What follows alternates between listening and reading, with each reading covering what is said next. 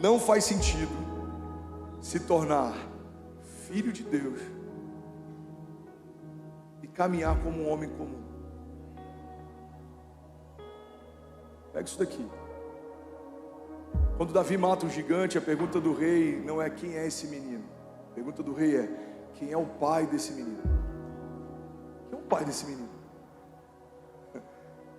Tem várias explicações para isso. A primeira delas é que naquela época, naquele contexto cultural, a família, a linhagem, falava muito a respeito de uma pessoa. Então, o teu pai, o teu arraial, o lugar de onde você veio, a tua família, ela falava muito a respeito de você.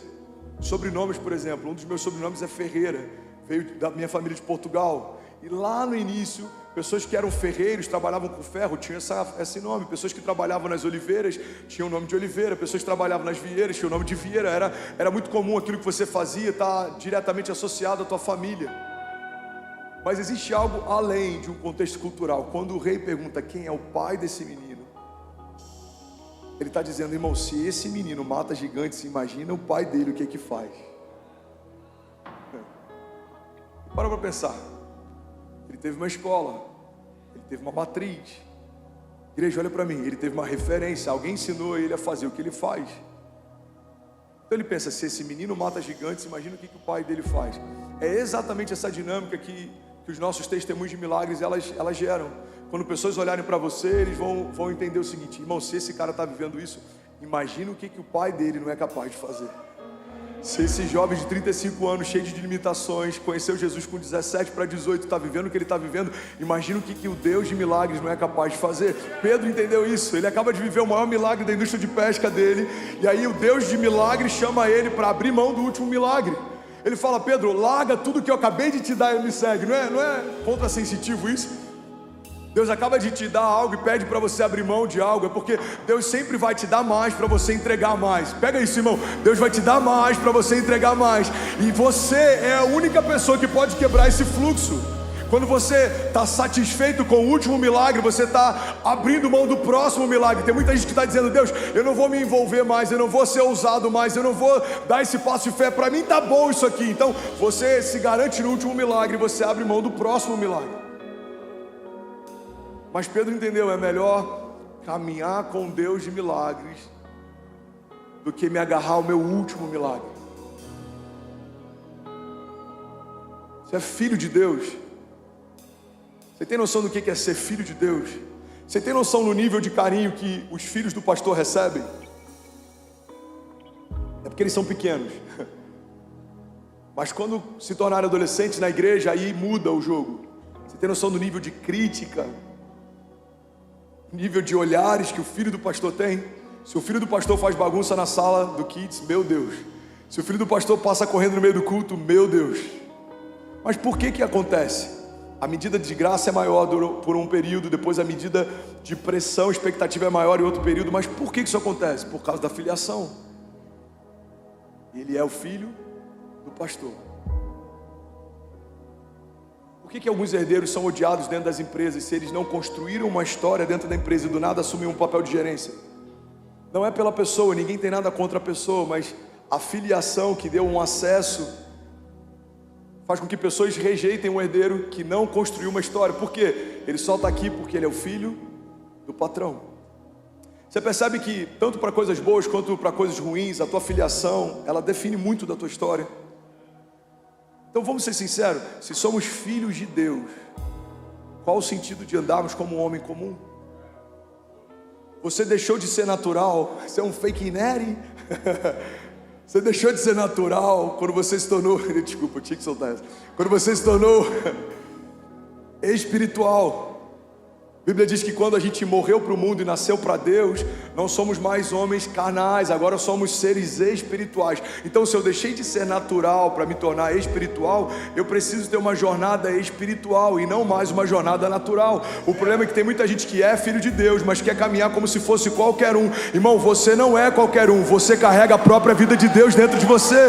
O Deus que fez os céus e a terra, o Deus que fez em 6 dias tudo que existe, descansou no 7º, o mesmo poder que ressuscitou ressuscitou Jesus Cristo dos mortos, o poder de redenção, o poder de ressurreição, ele habita em você. Então não faz sentido viver uma vida natural, caminhando ao lado de um Deus sobrenatural. Alguém comigo aqui, diga amém.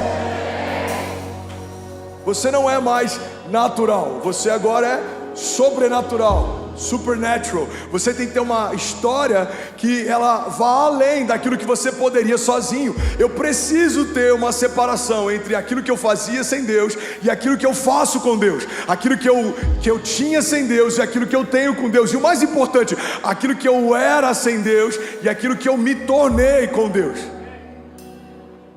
Cara, eu conheci o André Fernandes até 17 anos, eu sei que ele era assim, mas o André Fernandes, depois que Jesus entrou, uau! Cara, eu sei o que o André fazia, agora eu vejo o que ele está fazendo. Eu sei o que o André tinha, agora eu vejo o que ele está tendo. Eu sei o que o André sonhava, agora eu estou vendo o que ele está sonhando. Eu sei quem ele era, agora eu estou vendo o que ele está se tornando. Tem que ter uma diferença entre antes e depois de Jesus na nossa história. Para que pessoas perguntem, quem é o pai desse menino? Quem é o pai desse menino? Que ousadia é essa de alugar um espaço de 600 mil reais com 3 meses de pastoreio? Não, a ousadia não é minha. Eu tô me escorando no meu pai. Deixa eu te apresentar o meu pai. Ele é o Jeová Jireh, ele é o Deus da provisão, e nele não há falta. Não há nenhuma promessa que ele faça que não se cumpra. Todas elas permanecem de pé, vivas, pulsantes. Foi ele quem diz faz e eu só estou fazendo. Foi ele quem diz abre e eu só estou abrindo. Foi ele quem diz avança e eu só estou avançando. Porque até o comando quem dá é ele quem faz, é ele quem opera, é ele quem sustenta, é ele quem te guia, é ele quem te mostra. Alguém comigo aqui, diga amém. Aleluia. Mas a gente precisa quebrar a nossa mentalidade humanista. Uma das maiores crises da nossa geração é ter cristãos sem uma mentalidade cristã. Igreja, olha para mim. Tem muitos cristãos que ainda não têm uma mentalidade cristã. Você crê em Jesus, mas você não se move a partir dele. Isso é como um ateísmo na prática. Não no conceito, mas na prática. O que é um ateísmo na prática? É você crer que Deus existe, mas viver como se ele não existisse. Eu creio que Deus existe, mas eu tomo decisões como se ele não existisse. Eu creio que Deus existe, mas eu começo projetos como se ele não existisse. Como que seria, pastor, começar um projeto sem que Deus existisse? Por exemplo, começar sem consultar se tem a ver com o que ele tem para mim, se aponta para o chamado que ele tem para mim, se é para esse tempo, se é para essa estação. Consultar o Deus que se tornou o dono da minha história é o básico para a gente agradar o coração de Deus.